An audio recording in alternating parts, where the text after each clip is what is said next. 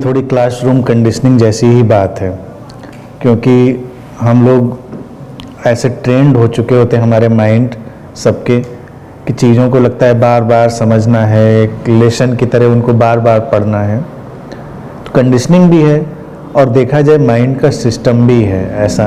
Mind एक ख़ास किस्म की ट्रेनिंग में जाता है। तो साधना इसीलिए तो कहते हैं इन चीज़ों को, हैं तो साधने की ही चीज़ें हैं। तो थोड़ा प्रयास एक वक्त तक हमको करना पड़ता है। इंसान फिर इधर उधर भटकेगा, फिर लौटेगा अपनी जगह पर। तो कंटिन्यूटी किसी भी चीज़ की, चाहे वो विचार को अपने अंदर डालने की हो या ध्यान में जाने की हो, एक सीमा तक जरूर बनानी पड़ती है। फिर धीरे धीरे मन भटकना जो है बंद करता है, वर्तमान में आता है। अब बात तो बिल्कुल सिंपल है कि वर्तमान में ही सारी चीज़ है, लेकिन हकीकत यह है कि ज़्यादातर लोग भविष्य में उलझे ही रहते हैं, ज़्यादातर लोग। और अच्छाई ये है कि इसको जाना जाए कि हम भविष्य में बह जाते हैं, वो ज़्यादा बेहतर है, बजाय कि उन लोगों की तरह जो बहुत सारे आध्यात्मिक लोग होते हैं वो प्रिटेंड करने लगते हैं कि वर्तमान में आ गए हैं, जबकि भटक उनका मन भविष्य में ही रहा होता है। तो बेहतर है, इस चीज़ का पता चल रहा है कि हाँ भटका, फिर हम उसको खींच के वर्तमान में लाए। और वर्तमान में आएंगे उसके लिए कोई बहुत कठिन चीज़ नहीं है। पहली चीज़ तो यही है कि टोटल एक्सेप्टेंस जो है, जो एक समग्र स्वीकार की स्थिति है, वो अपने अंदर लानी चाहिए। और वो एक सहज अवस्था भी है कि अस्तित्व में हम आए हैं। तो अस्तित्व के पास तुम्हारे लिए अपना एक ढंग है, अपना एक प्रारूप है, अपनी एक योजना है।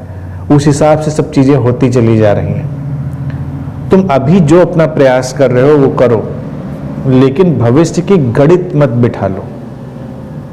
गणित बिठाने का अर्थ है कि बहुत काल्पनिक चीज़ों में जाना कि ऐसा होगा तो क्या होगा, ऐसा नहीं होगा तो क्या होगा, ये होगा तो क्या होगा, और ये नहीं हुआ तो क्या होगा।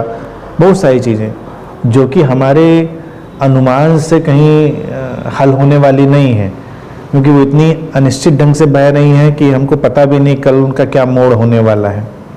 चाहे वो बाजार की स्थिति हो, चाहे समाज की स्थिति हो, हर चीज़ बड़े अनिश्चित ढंग से बह रही है। तो मतलब भर का, जितना मतलब भर का विवेकपूर्ण है उतनी प्लानिंग करें। इसका अर्थ कभी ये नहीं कि बिल्कुल प्लानिंग नहीं करना है। विवेकपूर्ण प्लानिंग भी वर्तमान का ही हिस्सा होती है। नहीं तो घर में किसी को ना तो खाना मिले, ना कपड़े मिले, कुछ हो ही ना। आदमी को देखा जाएगा, सब होगा तो देखा जाएगा। लेकिन अगर घर में खाना भी बनना है तो उसकी एक निश्चित प्लानिंग होती है, सामान आता है, व्यवस्था होती है, सोचा जाता है कैसे क्या होगा। तो वो भविष्य नहीं है, वो वर्तमान का ही हिस्सा है, क्योंकि वो बिल्कुल प्रैक्टिकल थिंकिंग है। इसी तरह से बहुत सारी और चीज़ें भी हो सकती हैं जो बिल्कुल प्रैक्टिकल थिंकिंग हो सकती हैं। तो वहाँ तक कोई हर्जा नहीं है। मतलब वो बेवकूफ़ी नहीं कि हम तो वर्तमान में, हमें कोई मतलब ही नहीं किसी चीज़ से। सुबह होगी तो हमको पता होता है कि क्या करना है, आज कैसे करना है, सामान्य। लेकिन जिससे सबसे ज़्यादा मन भटकता है वो होता है कयास और अनिश्चित को लेकर बहुत ज़्यादा चिंतित होना, वो चीज़। तो एक तो ये समझ लेना चाहिए। लगता है सबसे ज़्यादा वर्तमान से हटने में परेशानी इस कयास वाले सोच से होती है। और दूसरी, हमारे अंदर एक गहरी श्रद्धा होनी चाहिए अस्तित्व में और जीवन में। ये ईश्वर में श्रद्धा या किसी चमत्कार में श्रद्धा जैसा नहीं है, ये अस्तित्व में, उसके एक नियम में कि वो तुम्हें सहयोग कर रहा है, तो जो होगा बेहतर होगा, ठीक होगा, तुम्हें कोऑपरेशन मिल रहा है, उसके लिए तुम निश्चिंत रह सकते हो। तो इतना परेशान होने की, विचलित होने की ज़रूरत नहीं है कि तुम बहुत गणित लगाओ।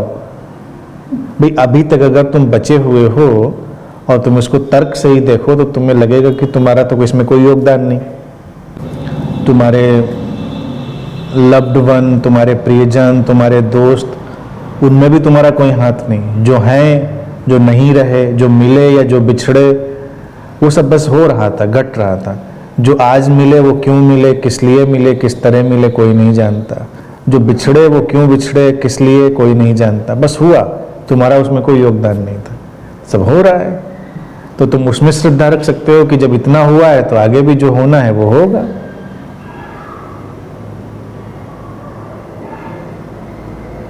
बस फिर वर्तमान में आदमी हो जाता है, फिर कोई चिंता नहीं। जिसको मिलना है मिलेगा, जब तक मिलना है मिलेगा, जब जिसको बिछड़ना है बिछड़ेगा, हम कुछ नहीं कर सकते। परेशान आदमी यही होता है कि भाई जो अप्रिय हो उसके पास, उसको दूर भगाने की कोशिश करता है, जो प्रिय हो वो उससे दूर न चला जाए इसकी कोशिश करता है, सारी परेशानी की जड़। लेकिन हम कुछ कर तो सकते ही नहीं ना, जो कुछ किया है वो तो अस्तित्व नहीं किया है, तो जो करेगा सो करेगा अपना, इसमें इतना सोचने की बात ही क्या है। अभी सामने जो है वो करिए अच्छे से। तो हम क्या है, भविष्य वाली चीज के चलते हुए अभी वाली चीज बिगाड़ लेते हैं। तो हर आदमी की सोच बस वही एक कौवे वाली होती है। हमने कई बार वो कथा सुनाई, मुझे बड़ी प्रिय है, कि बहुत प्लानर कौवा था, तो उसने सब सोचा कि अब अगर खाने पीने इकट्ठा कर लें, साल में अगर सूखा पड़ गया, कुछ हुआ और नहीं हुआ, तो उसने खूब सामान 365 दिन का इकट्ठा कर लिया। फिर उसने सोचा कि अगर सचमुच में बिल्कुल ही सब खत्म हो गया, सूखा पड़ गया भयंकर और कुछ नहीं मिला, तो हो सकता है भूसा खाने की नौबत भी आ जाए, तो भूसा भी इकट्ठा कर लें थोड़ा। तो जो अन्न अनाज और सब थे उनके अलावा उसने भूसा भी इकट्ठा किया।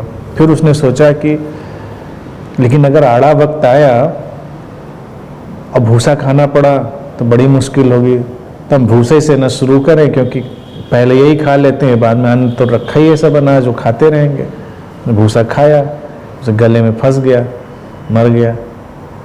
तो आम इंसान की जो प्लानिंग है वो यही है कि वो भूसा खा के मर जाता है, बाकी तो सारा इंतजाम उसका रखा रहता है बढ़िया से, क्योंकि सोचता है कि वो तो किसी आड़े वक्त पे काम आएगा।